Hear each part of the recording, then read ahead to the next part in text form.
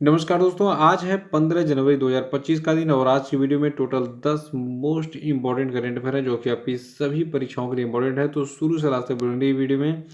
और देखिए, आज की वीडियो की पीडीएफ फाइल को आप हमारे वीडियो के डिस्क्रिप्शन बॉक्स से डाउनलोड कर सकते हैं। और साथ में जो लोग नए हैं वो चैनल को सब्सक्राइब जरूर कर लेंगे, साथ में बेल आइकन प्रेस कर देंगे और वीडियो को लाइक और शेयर भी कर दीजिएगा। देखिए, आज का पहला प्रश्न है कि Nag mark 2 anti tank guided missile किस संगठन के द्वारा विकसित किया गया है। तो देखिए, जो नाग मार्क 2 मिसाइल है ये नाग मिसाइल का ही अपडेटेड वर्जन है और इसको DRDO ने विकसित किया है। और भारतीय सेना में जो है ये शामिल होगा, तीसरी पीढ़ी का नाग मिसाइल। देखिए, इस नाग मार्क 2 मिसाइल का जो मारक क्षमता है ये 4 किलोमीटर है। ये 4 किलोमीटर दूर टैंक को 17 से 18 सेकंड में उड़ा दे सकती है, इसकी इतनी क्षमता है। और अभी हाल ही में राजस्थान के पोखरण में नाग मार्क 2 मिसाइल का परीक्षण किया गया। तो ये सभी पॉइंट नोट कर लीजिएगा कि नाग मार्क 2 मिसाइल को DRDO ने विकसित किया है और 4 किलोमीटर दूर टैंक को ये 17 से 18 सेकंड में उड़ाने की क्षमता रखती है। और इसका परीक्षण कहाँ पे किया गया? राजस्थान के पोखरण में। दूसरा प्रश्न है कि हाल ही में नवाब सलाम को किस देश का नया प्रधानमंत्री नियुक्त किया गया। तो देखिए, नवाब सलाम लेबनान के नए प्रधानमंत्री बन गए हैं। देखिए, लेबनान में बहुत अशांति चल रही है, बार बार सत्ता परिवर्तन हो रहा है, तो इसी क्रम में नवाब सलाम को लेबनान का प्रधानमंत्री बना दिया गया है। देखिए, लेबनान के जो राष्ट्रपति इनका नाम है जोसेफ औन, इन्होंने भी हाल ही में नवाब सलाम को लेबनान का नया प्रधानमंत्री बनाया। और ये वर्तमान में अंतर्राष्ट्रीय ICJ के अध्यक्ष हैं। कौन? नवाब सलाम। लेबनान की बात करें तो इसकी कैपिटल क्या है? बेरूत है। लेबनान की करेंसी है लेबनीज पाउंड और यहाँ की ऑफिशियल लैंग्वेज अरबिक है। अगला प्रश्न है कि हाल ही में किसे एथलेटिक्स फेडरेशन ऑफ इंडिया के नवगठित एथलीट आयोग के अध्यक्ष के रूप में नियुक्त किया गया है। तो देखिए, ये व्यक्ति आपके यहाँ हैं अंजू बाबी जॉर्ज। ये भारतीय एक एथलीट हैं और इनको अभी हाल ही में जो है, याद रखिएगा, एथलेटिक्स फेडरेशन ऑफ इंडिया का एथलीट आयोग का अध्यक्ष बनाया गया है। देखिए, जो आपका ये एथलीट आयोग हुआ, इस आयोग में 6 महिलाओं सहित 9 सदस्य शामिल हैं। और इस 9 सदस्यों की में जो है आपके एक भारत के बहुत ही बेहतरीन जेवलिन थ्रोअर, जो इन्होंने 2 बार ओलंपिक पदक जीता है, नीरज चोपड़ा, इनका नाम भी शामिल है। और अगला प्रश्न है कि भारतीय मौसम विज्ञान विभाग की स्थापना कब हुई थी। तो देखिए, भारतीय मौसम विज्ञान विभाग की स्थापना 1875 में अंग्रेजों के समय में हुई थी और इसका 150 साल पूरा हो गया स्थापना का। देखिए, भारतीय मौसम विज्ञान विभाग ने, जो कि 1875 में स्थापित हुआ था, 15 जनवरी 2025 को अपना 150वां वर्षगांठ मनाते हुए IMD मौसम के पैटर्न को ट्रैक करने, चक्रवात की चेतावनियां जारी करने, भूकंप की निगरानी और वायुमंडलीय परिवर्तनों का अध्ययन करने में अपनी महत्वपूर्ण भूमिका निभाई है। तो यहाँ पे एक चीज़ याद रखिए कि जो भारतीय मौसम विज्ञान विभाग है ये 1875 में स्थापित हुआ था और 15 जनवरी 2025 को इसने अपने 150 साल पूरे कर लिए हैं। और पांचवा प्रश्न इंपॉर्टेंट है, ध्यान से सुनिएगा। प्रश्न है कि हाल ही में इसरो ने अपनी स्पेस डॉकिंग एक्सपेरिमेंट, जिसको आप स्पार्डेक्स मिशन कह सकते हैं, इसके साथ अंतरिक्ष डॉकिंग प्रौद्योगिकी में एक महत्वपूर्ण कदम बढ़ाया है। इस मिशन में कितने उपग्रह शामिल हैं। तो देखिए, स्पार्डेक्स मिशन में टोटल 2 उपग्रहों को शामिल किया गया था। पहले का नाम है SDX-01, दूसरे का नाम था SDX-02। तो SDX-01 चेसर था और दूसरा था टारगेट। देखिए, ये दोनों उपग्रह शामिल हैं जो कि अंतरिक्ष यान के रेंडजवस डॉकिंग और अनडॉकिंग तकनीकों का परीक्षण और प्रदर्शन करने के लिए डिज़ाइन किए गए हैं।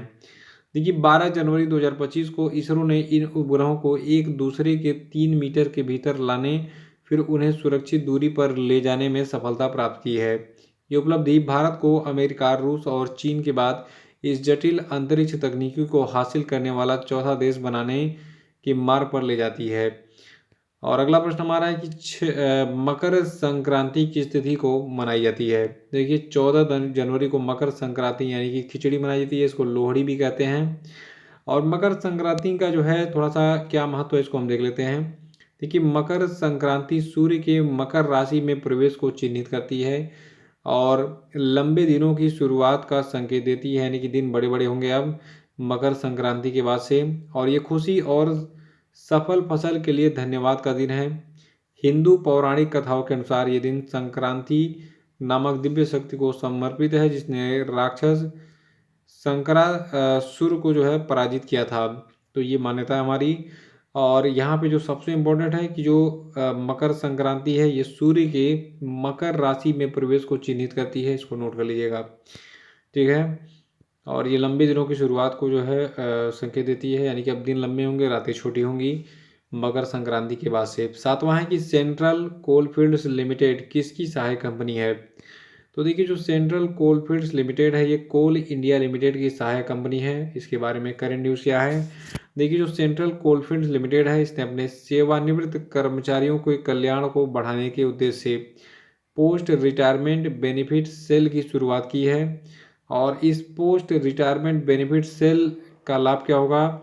देखिए, ये सेल जो है विभिन्न पोस्ट रिटायरमेंट सेवाओं को एक ही स्थान पर समेकित करती है, जिससे रिटायर हुए कर्मचारियों को विभिन्न विभागों के बीच जाने की आवश्यकता नहीं होगी। केवल वो एक जगह बैठकर अपने रिटायरमेंट के बाद की सारी फॉर्मेलिटी पूरी कर सकते हैं और अपना पेंशन वगैरह बनवा सकते हैं उसी सेल में। ठीक है। तो सेंट्रल कोलफील्ड्स लिमिटेड किसकी सहायक कंपनी है, कोल इंडिया लिमिटेड की। और इसने पोस्ट रिटायरमेंट बेनिफिट सेल की शुरुआत की है हाल ही में, नोट कर लीजिएगा इसको। और आठवां कि भारत की नवीकरणीय ऊर्जा क्षमता 2024 में कितने गीगावाट बढ़ गई। सबसे इम्पोर्टेंट न्यूज़ आज का। देखिए, भारत की जो रिन्यूएबल एनर्जी है, यानी कि नवीकरणीय ऊर्जा क्षमता है, ये 2024 में 30 गीगावाट बढ़ गई है। यानी कि बहुत सारे सोलर पैनल लगे हैं, बहुत सारे ऐसे सोर्सेज लगे हैं जिससे एनर्जी प्राप्त हो रही है भारत में। जैसे कि हो गया आपका पवन ऊर्जा हो गया, पवन चक्कियाँ लगी। देखिए, मोस्टली जो सोलर एनर्जी है इसमें बढ़ावा हुआ है। देखिए, भारत ने 2024 में 30 गीगावाट की रिकॉर्ड नवीकरणीय ऊर्जा क्षमता जोड़ी है, जो कि नए और नवीकरणीय ऊर्जा मंत्रालय के आंकड़े के अनुसार एक उपलब्धि है। और ये 2023 में जोड़ी गई 13.75 गीगावाट की तुलना में 113% की वृद्धि को दर्शाता है। और नवा कि कौन सा राज्य आयुष्मान भारत प्रधानमंत्री जन आरोग्य योजना को लागू करने वाला 34वां राज्य बन गया। देश नहीं, राज्य। ठीक है। तो देखिए, ये 34वां राज्य बना है उड़ीसा। बहुत समय लग गया है उड़ीसा को इस योजना को अपने राज्य में लागू करने के लिए। देखिए, जो ABPM जय योजना, यानी कि आयुष्मान भारत प्रधानमंत्री जन आरोग्य योजना है, ये ओडिशा की मौजूदा गोप बंधु जन आरोग्य योजना के साथ मिलकर संचालित होगा। और ये एकीकृत योजना प्रति परिवार 5 लाख वार्षिक स्वास्थ्य कवरेज प्रदान करती है, जिसमें महिलाओं के लिए अतिरिक्त 5 लाख रुपए का प्रावधान है। तो याद रखिएगा, उड़ीसा जो है ये आयुष्मान भारत प्रधानमंत्री जन आरोग्य योजना को लागू करने वाला क्रम से 34वां राज्य बन गया है भारत का। और आज का हमारा आखिरी प्रश्न है कि वेनेजुएला के नए राष्ट्रपति कौन बने हैं। तो देखिए, वेनेजुएला के नए राष्ट्रपति निकोलस मादुरो बन गए हैं। देखिए, क्रम से तो ये 46वें राष्ट्रपति बने हैं वेनेजुएला के निकोलस मादुरो। और इन्होंने विवादित चुनाव के बाद अपने तीसरे 6 वर्षीय कार्यकाल के लिए भी हाल ही में शपथ ले ली है। यानी कि वेनेजुएला में राष्ट्रपति का कार्यकाल 6 सालों का होता है। और वेनेजुएला की कैपिटल क्या है, कैराकस है। और वेनेजुएला की करेंसी है वेनेजुएलियन बोलीवर। और वेनेजुएला में स्पेनिश भाषा बोली जाती है। यहाँ की जनसंख्या कितनी है, 2.88 करोड़। तो इतने लोग तो हमारे कुंभ मेले में जो है एक दिन में आ जा रहे हैं। वेनेजुएला के नए राष्ट्रपति कौन बने हैं, निकोलस मादुरो, याद रखिएगा। इसी के साथ आज का सेशन यही समाप्त होता है। देखिए, वीडियो को अधिक से अधिक शेयर करिए और शेयर करने के बाद इसको सब्सक्राइब कराइए, चैनल को संख्या बढ़ाइए, जल्दी जल्दी 10,000 संख्या पूरी हो। ये मेरी आप सभी से रिक्वेस्ट है। Thank you.